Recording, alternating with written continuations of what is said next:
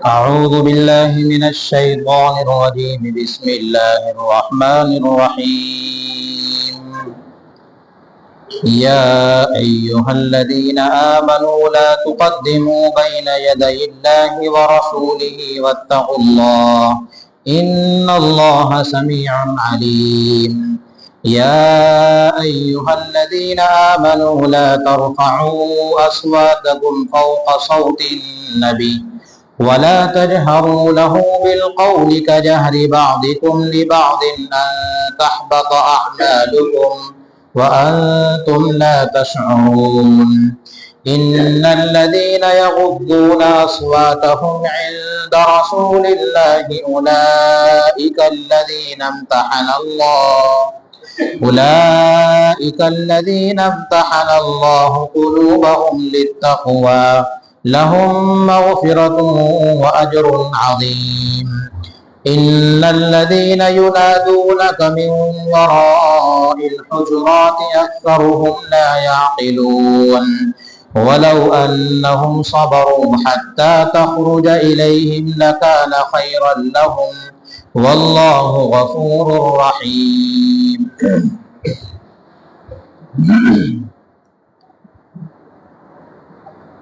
دوستوں بزرگوں، جن آیت کی ابھی آپ کے سامنے تلاوت کی یہ سورہ حجرات کی آیتیں ہیں۔ سورہ حجرات قرآن مقدس کے 26ویں پارے میں ہے اور یہ سورت شریفہ 26ویں پارے کے 4 نمبر کی سورت ہے۔ سب سے پہلے سورہ احقاف، پھر اس کے بعد میں سورہ قتال جس کو سورہ محمد بھی کہتے ہیں، پھر اس کے بعد میں سورہ فتح آتی ہے اور اس کے بعد یہ سورت ہے سورہ حجرات۔ سورتوں کی ترتیب بھی بڑی نرالی ہے، بڑی عالی شان ہے۔ سورہ قتال میں جہاد کے احکام ہیں اور جب جہاد ہوگا تو اس کے نتیجے میں فتح حاصل ہوگی، تو پہلے سورہ جہاد یعنی سورہ قتال ہے اور اس کے بعد میں پھر سورہ فتح ہے۔ جہاد کے نتیجے میں فتح حاصل ہو گئی۔ اب اسلامی مملکت کو سجانے کے لیے، جمانے کے لیے اصول اور قوانین کی ضرورت پڑے گی۔ چونکہ فتح حاصل ہو چکی ہے تو فتح کے حاصل ہونے کے بعد اسلامی قوانین کو بیان کرنے کے لیے، معاشرے کی اصلاح سدھار کے لیے جن قوانین کی ضرورت ہے وہ قوانین سورہ حجرات میں موجود ہیں۔ یہ سورتوں کی ترتیب ہے، پہلے قتال، نتیجے میں فتح حاصل ہوئی اور فتح حاصل ہوئی تو مملکت اسلامی کو جمانے کے لیے، سجانے کے لیے اصول و قوانین کی ضرورت پڑی، تو سورہ حجرات میں اللہ تعالیٰ نے اصول و قوانین اور ضوابط کو بیان فرما دیا۔ اس سورت کا نام سورہ حجرات ہے اور یہ سورت شریفہ مدینہ منورہ میں نازل ہوئی۔ حجرات کہنے کی وجہ یہ ہے کہ نبی کریم صلی اللہ علیہ وسلم کی ازواج مطہرات کے جو کمرے تھے وہ مسجد النبی صلی اللہ علیہ وسلم کے بالکل اس حصے میں تھے جس کو ہم کہتے ہیں حی علی الفلاح والا حصہ۔ اس حصے میں ازواج مطہرات کے حجرے تھے۔ ترتیب اس طرح سے تھے کہ پہلے حضرت ام سلمہ کا حجرہ، جہاں پر آج ہم کھڑے ہو کر صلاۃ و سلام پیش کرتے ہیں، مواجہہ شریف جس جگہ کو کہا جاتا ہے، وہ جگہ حضرت ام سلمہ رضی اللہ تعالیٰ عنہ کے حجرے کی ہے۔ پھر اس کے بعد میں دوسرا حجرہ جہاں پر آج روضہ رسول صلی اللہ علیہ وسلم ہے، اوپر گنبد خضرا ہے، یہ جگہ حضرت عائشہ صدیقہ رضی اللہ تعالیٰ عنہ کے حجرے کی تھی۔ اس طرح یک بعد دیگر ازواج مطہرات کے حجرے تھے، اور اخیر میں جس کو ہم صفہ کہتے ہیں تو وہ صفہ تو وہ مقام ہے جہاں پر نبی کریم صلی اللہ علیہ وسلم کے صحابہ پڑھتے تھے اور آپ علیہ السلام وہاں پڑھاتے تھے۔ وہاں پر صفہ کے سامنے ایک ستون ہے جس پر دیکھا ہوگا حجاج کرام اور زائرین نے، اللہ سب کو زیارت نصیب فرمائے، وہاں پر اوپر لکھا ہوا ہے کھمبے کے اوپر استوانہ جبرائیل، وہاں پر اوپر کھمبے پہ لکھا ہوا ہے استوانہ جبرائیل۔ یہ وہ مقام تھا جہاں پر نبی کریم صلی اللہ علیہ وسلم صحابہ کو پڑھانے کے لیے بیٹھا کرتے تھے، اور یہی پشت آپ علیہ السلام کی لگی ہوتی تھی حضرت فاطمہ الزہرا کے حجرے سے۔ تو وہ استوانہ جبریل جہاں پر ہے اس کے پیچھے یعنی متصل ہے یہ حضرت فاطمہ الزہرا کا حجرہ تھا۔ بہرحال یہ حجروں کی ترتیب تھی۔ ان کا سائز کیا تھا ان حجرات کا؟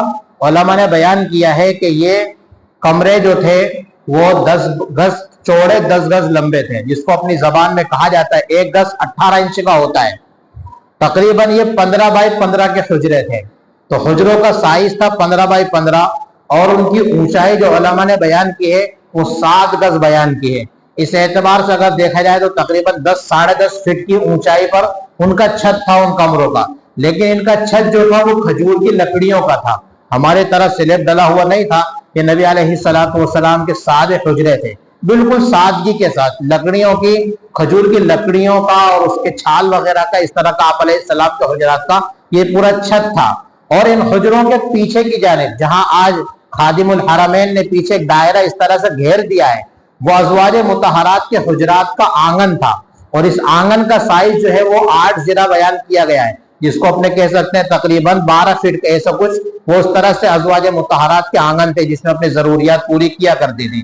اور ان آنگنوں کے باہر نکلنے کے لیے ایک راستہ تھا، لیکن ان راستوں میں باقاعدہ دروازے لگے ہوئے نہیں تھے لکڑی وغیرہ کے، بلکہ ان پر کالے کلر کے موٹے کپڑوں کا پردہ ڈلا ہوا تھا۔ خیر، تو اس صورت شریفہ میں یہ ازواج مطہرات کے حجروں کا منظر کشی میں نے آپ کے سامنے کی۔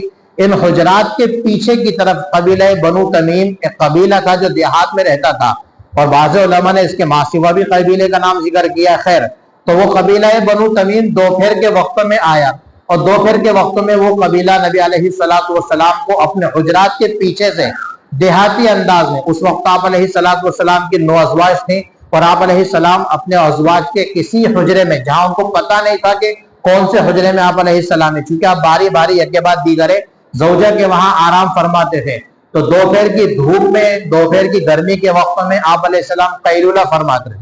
آپ علیہ السلام کی ایک سنت ہے قیلولہ۔ قیلولہ دوپہر میں کھانے کے بعد ظہر کی نماز سے پہلے تھوڑی دیر اپنی کمر کو سیدھا کرنے کے لیے لیٹنا، اس کو قیلولہ کہا جاتا ہے۔ اس کے لیے کوئی ضروری نہیں کہ بہت لمبی 1-2 گھنٹے کی نیند دی جائے، بلکہ اس سنت پر ہم بھی عمل کر سکتے ہیں۔ دوپہر میں کھانے کے بعد نماز کے پہلے تھوڑی بہت دیر کے لیے بھی اگر ہم لوگ آرام کرنے کے لیے لیٹ جائے تو نبی علیہ السلام کی سنت پر عمل ہو جائے گا۔ اور اس قیلولے کے تعلق سے علماء نے بیان کیا ہے کہ اگلے دن صبح کی نماز کے لیے اٹھنے کے لیے یہ قیلولہ بہت معین و مددگار ہوا کرتا ہے۔ اس قیلولے کی تاثیر یہ ہے کہ اگلے دن صبح کی نماز و تہجد کے لیے بیدار ہونے میں یہ قیلولہ معین و مددگار بن جایا کرتا ہے۔ تو آپ علیہ السلام اپنے حجرات میں آرام فرما رہے تھے، اس قبیلے نے اپنے دیہاتی انداز میں، چونکہ نبی علیہ السلام کے مجلس کے آداب سے واقف نہیں تھے، آ کر کے کہا اخرج الینا یا محمد، محمد ہمارے پاس باہر آؤ، یعنی کچھ کام تھا ان کو، تو انہوں نے اخرج الینا یا محمد کہا۔ قرآن نے اسی کی تعبیر کی، ان الذین ینادونک من وراء الحجرات اکثرهم لا یعقلون، کچھ لوگ نا سمجھ دیہاتی لوگ ایسے ہیں جو حجرات کے پیچھے سے آپ علیہ السلام کو آواز دیتے ہیں، اگر وہ لوگ صبر کرتے تو بہتر ہوتا۔ خیر، وہ آگے آ رہا ہے۔ تو ان حجرات کی نسبت پر پوری سورت شریفہ کو ہی سورہ حجرات کہا گیا۔ حجرت ان کے معنی کمرے کے آتے ہیں، اور اسی کی جمع آتی ہے حجرات، تو اس کا نام جو سورہ حجرات رکھا گیا وہ اسی کلمے کی بنیاد پر پوری سورت شریفہ کا نام رکھا گیا۔ اس سورت شریفہ میں جو آداب بیان کیے ہیں اس میں نبی علیہ السلام کے مجلس کے خصوصی آداب سورت کی ابتدائی آیتوں میں بیان کیا۔ پھر اس کے بعد معاشرے کو کن کن اصول کی ضرورت پڑ سکتی ہے، معاشرے کو خوشگوار بنانے کے لیے کیا کیا قانون ہو سکتے ہیں، ان قوانین کی ضرورت آگے تذکرہ ہے جن سے جھگڑا فساد، آپس کا بغض و عداوت دشمنی ختم ہو جائے، ایسے قوانین کا اس صورت شریفہ میں تذکرہ ہے۔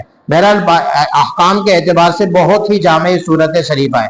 پہلا ادب نبی علیہ السلام کی مجلس کا، یا ایھا الذین آمنوا لا تقدموا بین یدی اللہ ورسولہ واتقوا اللہ، اے ایمان والو تم اللہ اور اس کے رسول صلی اللہ علیہ وسلم سے آگے نہ بڑھو، اور اللہ تعالیٰ سے ڈرو، اللہ تعالیٰ سننے والا ہے، جاننے والا ہے۔ دوسرا حکم، یا ایھا الذین آمنوا لا ترفعوا اصواتکم فوق صوت النبی، اے ایمان والو تم اپنی آوازوں کو نبی کی آواز سے بلند نہ کرو، ولا تجہروا لہ بالقول کجہر بعضکم لبعض، اور تم نبی علیہ السلام سے ایسی کھلم کھلا باتیں نہ کرو جیسا کہ تم آپس میں ایک دوسرے سے باتیں کرتے ہو، ان تحبط اعمالکم، کہیں ایسا نہ ہو کہ تمہارے اعمال ضائع ہو جائیں، وانتم لا تشعرون، اور تم کو اعمال کے ضائع ہونے کا احساس بھی نہ ہو۔ پھر آگے تعریف بیان فرمائی، ان الذین یغضون اصواتهم عند رسول اللہ، جو لوگ نبی کریم صلی اللہ علیہ وسلم کے سامنے اپنی آوازوں کو پست کر لیتے ہیں، جھکا لیتے ہیں، اولئک الذین امتحن اللہ قلوبہم للتقوی، یہ ایسے لوگ ہیں جن کے دلوں کو اللہ تعالیٰ نے تقوی کے لیے چن لیا ہے، لہم مغفرۃ، ان لوگوں کے لیے مغفرت بھی ہے، واجر عظیم، اجر عظیم بھی ہے۔ یہ تو آیتوں کا ترجمہ ہوا۔ پہلی آیت میں جو حکم ہم کو دیا ہے لا تقدموا بین یدی اللہ و رسولہ، اصل میں ان آیتوں کا ایک پس منظر ہے۔ پس منظر یہ ہے کہ یہی قبیلہ بنو تمیم اپنی ایک حاجت لے کر آپ علیہ السلام کے پاس آیا، ضرورت لے کر کے آیا۔ ضرورت یہ تھی کہ یا رسول اللہ ہمارا قبیلہ مسلمان ہو چکا ہے، آپ اس پر کسی صاحب کو امیر طے کر دیں۔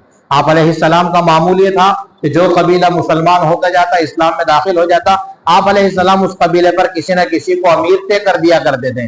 تو حضرت ابو بکر اور حضرت عمر رضی اللہ تعالی عنہما دونوں اس مجلس میں موجود تھے۔ ایک شخص کا نام حضرت ابو بکر صدیق رضی اللہ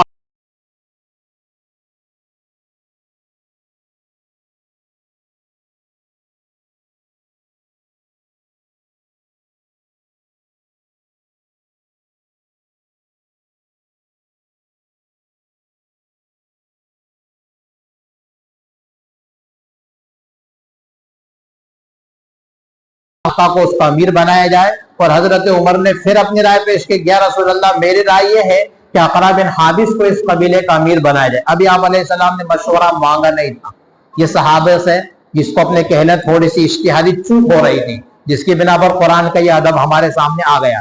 دیکھو نبی علیہ السلام کے صحابہ سے یاد رکھنا، قرآن نے ان کے بارے میں کہا رضی اللہ عنہم ورضوا عنہ۔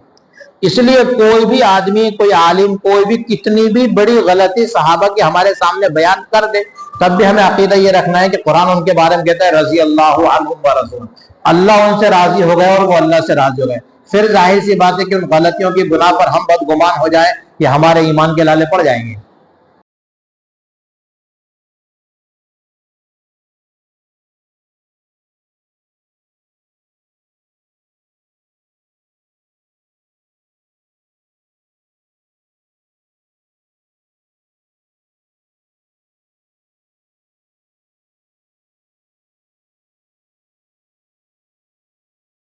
آپ کے صحابہ سے اس قسم کی چوک ہوئی تو یہ ادب ہمارے سامنے آ گیا، اور ہم اسلامی معاشرے میں جینے کے لیے ہم کو ایک ادب ہاتھ آ گیا۔ اور اگر آپ علیہ السلام کے صحابہ سے چوک نہیں ہوتی تو ظاہر سی بات ہے کہ ادب بھی ہم کو سمجھ میں نہیں آتا۔ ظاہری اسباب تو یہی بتاتے ہیں۔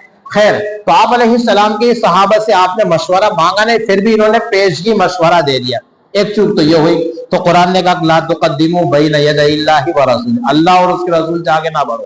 اس لیے مجلس کا تقاضا یہ ہے کہ امیر مجلس جب کسی سے کوئی رائے مانگے تب اس کو ہم آگے چل کر کے رائے دیں، خود ہو کے آگے بڑھ کر کے رائے نہ دیں، خود آگے بڑھ کر کے کسی کو رائے نہ دیں۔ کسی دانشور نے لکھا ہے کہ ہندوستان کے مسلمانوں میں 2-3 چیزیں ایسی ہیں جو دوسرے مقام کے لوگوں میں نہیں ہیں۔ کہا کیا چیزیں؟ کہا ایک تو جو دیکھو وہ حکیم ہے ان میں۔ کیسے پتا چلا؟ میں ٹانگے میں بیٹھ کے سفر کر رہا تھا، مجھے چھینک گئی تو پولیس والے نے کہا فلاں ٹیبلٹ کیوں نہیں لے لیتے؟ پھر دوسری مجھے کھانسی آئی تو فلاں نے کہا تم فلاں ٹیبلٹ کیوں نہیں؟ پتا چلا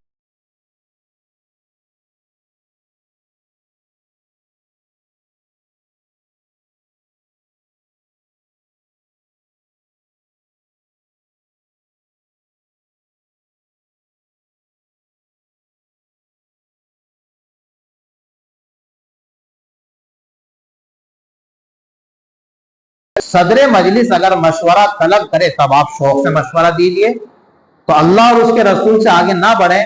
نبی کی مجلس کا ادب یہ تھا کہ صحابہ نے یہ معمول اپنا بنا لیا تھا، جب تک آپ علیہ السلام سوال نہیں کرتے کوئی بھی صحابی آپ علیہ السلام کے سامنے مشورہ پیش کرتا ہی نہیں تھا۔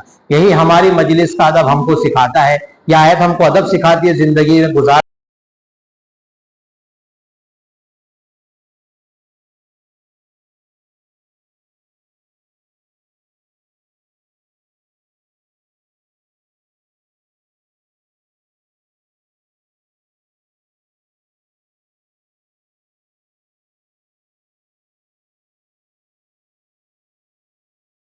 نہ اللہ اور اس کے رسول سے آگے بڑھنے کی ہم کو کوشش نہیں کرنا چاہیے، اللہ اور اس کے رسول کے احکام سے بھی آگے بڑھنے کی ہم کو کوشش نہیں کرنا چاہیے۔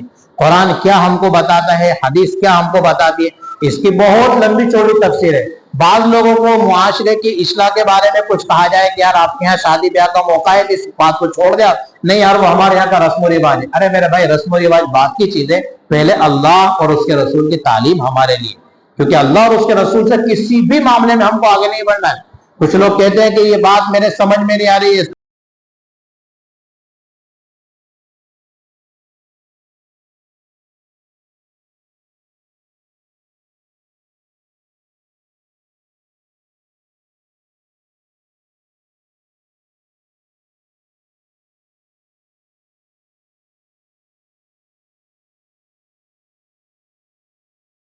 आराम करके उठे तो फजर में हमको 4-6 नहीं बल्कि 8-10 रकात पढ़नी चाहिए। और ईशा में दिन भर काम करके थक गए तो 17 रकात का है वो पढ़वाने का, 2 रकात पढ़वा के छोड़ देते। मेरी अकल तो ये कहती है ना, छोटी अकल है हमारी, हमारी अकल तो उल्टे सीधे हमको कहती है। लेकिन कुरान ने, हदीस ने जो हमको बताया कि फजर में 4 और ईशा में 17 ही पढ़ना है तो 17 पढ़ना है, हमारी अकल का उसमें कोई दखल नहीं है। इसलिए ये बात याद रहे कि ला तुक़द्दिमू बैन यदैल्लाहि व रसूलिही, किसी भी मामले में अल्लाह और उसके रसूल से हम आगे ना जाएं। कुरान का हुक्म आ गया, बहुत हो गया, अब इसके आगे मैं नहीं जा सकता। हदीस का ये फरमान मेरे सामने आ गया, बहुत हो गया, अब इसके आगे मेरा मुआशरे का रिवाज वो भी पीछे रहेगा, मेरी अकल भी पीछे रहेगी, मेरा खानदानी कौमी रस्म रिवाज सब पीछे छूट जाएंगे, मैं इसके आगे नहीं जा सकता। बहरहाल तो कुरान हमको कहता है कि ला तुक़द्दिमू बैन यदैल्लाहि व रसूलिही। उलमा ने यहाँ पर यह बात नकल की है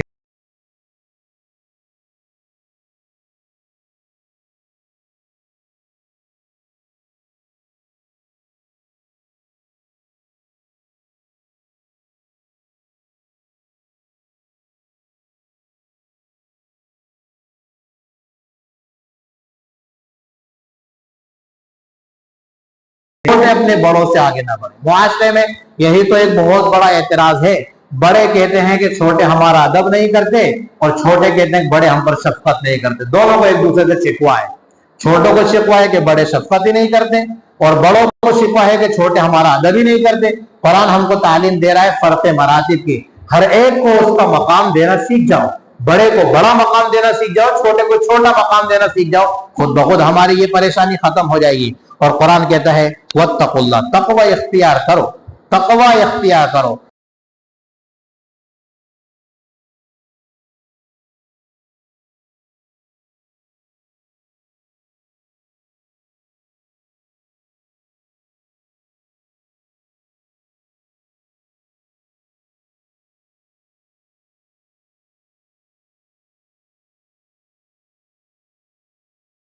है कि मैं मोबाइल साथ में गुना करता नहीं हूं, लेकिन खदशा है कि ये मल्टीमीडिया मोबाइल रखूंगा तो कोई गुना में कर लूंगा। तकवा ये कि मोबाइल का इस्तेमाल ही छोड़ दूं, मल्टीमीडिया मोबाइल को ही छोड़ डालो। इसका नाम तकवा है, जिसको कहते हैं मुश्तबहात से भी बच जाना। तो आदमी अगर मुश्तबहात से भी बच जाए, एक तो मुझे पता है कि लुकमा में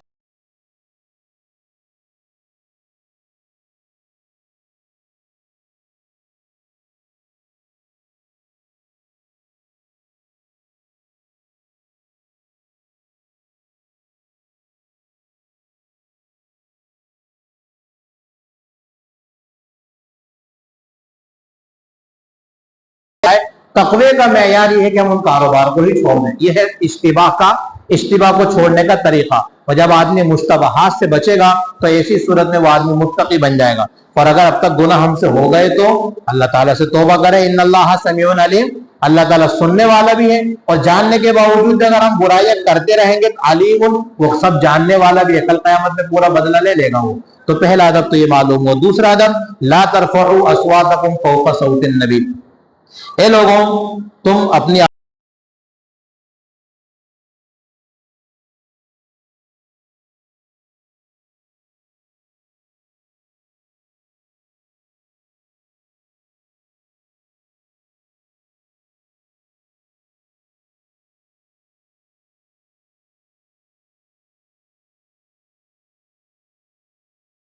कलाम से आप गुफ्तगू ना करें। नुकसान क्या होगा, अंतहबत आमालुकुम व अंतुम ला तशउरून, पता भी नहीं चलेगा, पूरे अमाल रायगा हो जाएंगे। जानबूझकर अगर किसी शख्स ने ये काम किया है तो उसमें तो नबी अलैहिस्सलातु वस्सलाम की गुस्ताखी है, और नबी की गुस्ताखी इंसान को कुफ्र तक पहुंचा देती है। बल्कि मैं नाम लेकर ही आपको बताता हूं, इंसान जब बुराइयों पर कदम रखता है ना तो यके बाद दी करे उससे भलाइयों की तौफीक सल्ब होती है और बुराइयों के दरवाजे खुलते ही चले जाते हैं। वसीम रिजवी मशहूर नाम है हमारे मुल्कों में, चला था आयत जिहाद को निकालने, अल्लाह ने पकड़ के इस्लाम से बाहर कर दिया, निकल, जरूरत ही नहीं हमारे गिरोह में रहने की तुझे। इब्तिदा की थी थोड़े काम से, छोटे काम से, इस्लाम पर एतराजात से, लेकिन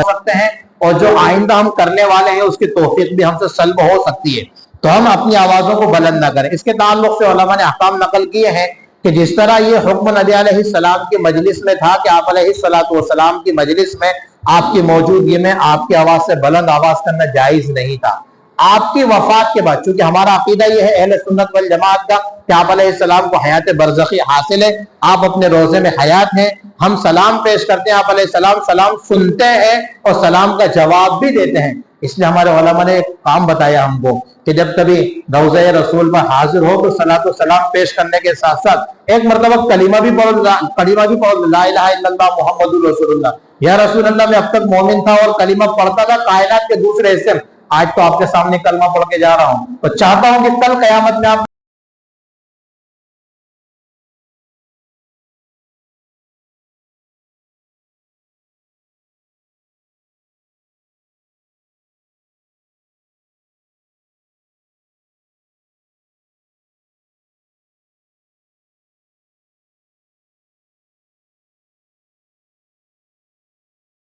ہے کوئی آدمی اگر شور شرابہ کرتا ہے فوراً پکڑ کے باہر کر دے گا اس کو، وہاں تو باواز بلند صلاۃ و سلام پیش کرنے کی اجازت بھی رہی ہے۔ تو آپ علیہ السلام کے روزے پر یہ لکھا ہوا بھی ہے روزے کی جالی پر، لا ترفعوا اصواتکم فوق صوت النبی، غور کریں جانے والے اور جنہوں نے غور کیا ہوگا جانے والوں نے پڑھا ہوگا، لکھا ہے آج بھی وہاں روزہ رسول کی جالی پر لا ترفعوا اصواتکم فوق صوت النبی، اپنی آواز کو نبی کی آواز سے بلند نہ کرو۔ نبی کے باب میں اس قدر ہم کو ادب و احترام بجا لانے کی تعلیم ہے، بہت ہی زیادہ احتیاط برتنے کی ضرورت ہے، کیونکہ نبی سے بڑا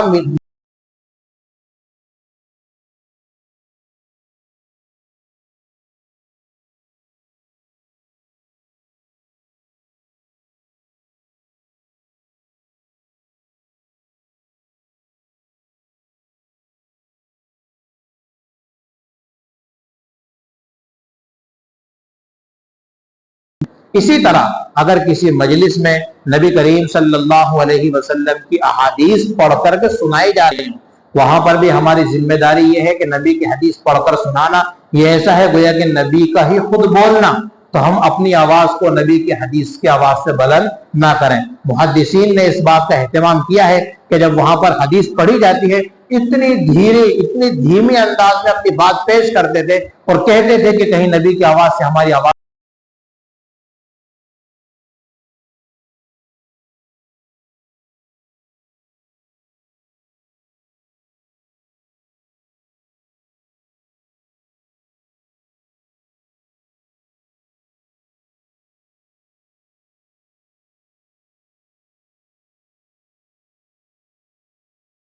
اور اس کی دلیل حضرت ابو دردہ رضی اللہ تعالیٰ ایک دن حضرت ابو بکر کے ساتھ میں چلے جا رہے تھے، ابو دردہ کا پاؤں حضرت ابو بکر کے پاؤں سے آگے بڑھ گیا، آپ علیہ السلام نے فوراً روکا، کیا تم اپنا قدم اس آدمی سے آگے بڑھاتے ہو جس پر اس کائنات میں نبی کے بعد سب سے افضل آدمی پر اگر سورج شروع ہوتا ہے تو ابو بکر ہے؟ یہ آپ نے ہم کو سکھایا کہ بڑوں کا ادب بجا لانا ضروری ہے، تو کوئی بھی صاحب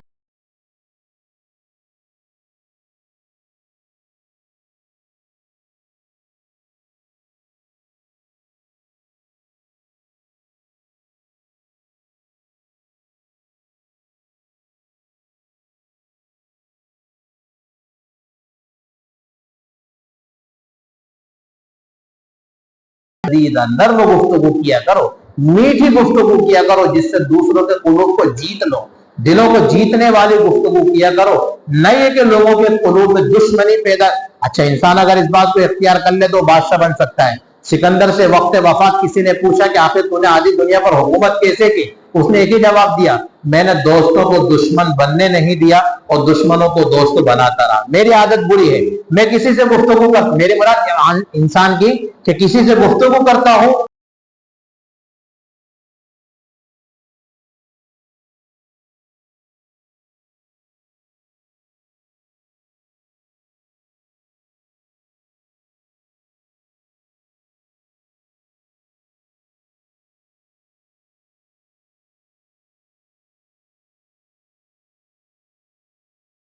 کہ صحابہ کی کہ جو لوگ اپنی آواز کو نبی علیہ السلام کے سامنے دبا لیتے ہیں اللہ نے ان کے قلوب کو چن لیا ہے، تقوی کے لیے ان کے قلوب کو چن لیا ہے۔ صحابہ کے قلوب اللہ تعالیٰ کی طرف سے منتخب کردہ تھے، اس کے بعد معمول ایسا ہو گیا حضرت ابو بکر کا اور حضرت عمر کا کہ حضرت ابو بکر کے باب میں آتا ہے کہ آپ علیہ السلام سے ایسی بات کرتے تھے جیسے کوئی سرگوشی کرتا ہے، اپنی زبان میں کہتے ہیں کانا پھوسی ہو رہی، دھیرے دھیرے باتیں، بس ایسے انداز سے ابو بکر نبی علیہ السلام سے بات کرتے تھے، اور عمر کی آواز میں تھوڑی سی قوت اور سختی تھی۔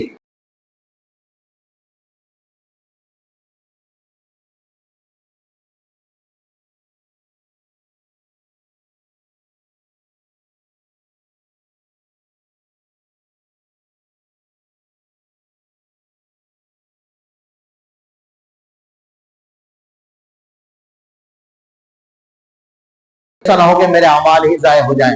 آپ علیہ السلام نے ایک صحابی کو بھیجا، جاؤ جاؤ حضرت سعد کو بھیجا کہ ثابت بن قیس کا حال معلوم کرو، بہت دن سے دکھ ہی نہیں رہے، کہیں بیمار تو نہیں ہو گئے۔ حضرت سعد کہنے لگے یا رسول اللہ پڑوسی ہوں، بیمار تو نہیں ہے، اگر بیمار ہوتے تو ضرور مجھے معلوم ہوتا۔ دیکھو نبی علیہ السلام کے صحابہ ہر بات میں نقطہ ہے، نبی علیہ السلام کے صحابہ پڑوسیوں کا اتنا خیال فرماتے تھے، بالکل بلا محابت کہہ دیا، بیمار ہوتے تھے پڑوسی، مجھے تو اطلاع کم سے کم ہوتی، پڑوسی کا اتنا خیال بھی رکھتے تھے، ہمیں پڑوسی کا خیال رکھنا بھی سیکھنا چاہیے۔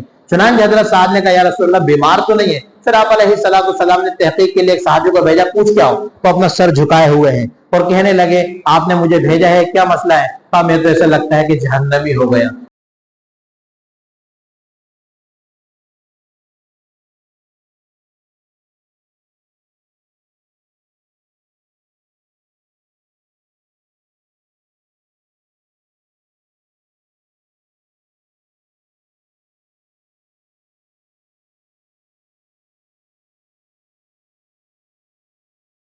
اللہ تعالیٰ عمل کی توفیق عطا فرمائے۔ سبحان اللہ، سبحان اللہ،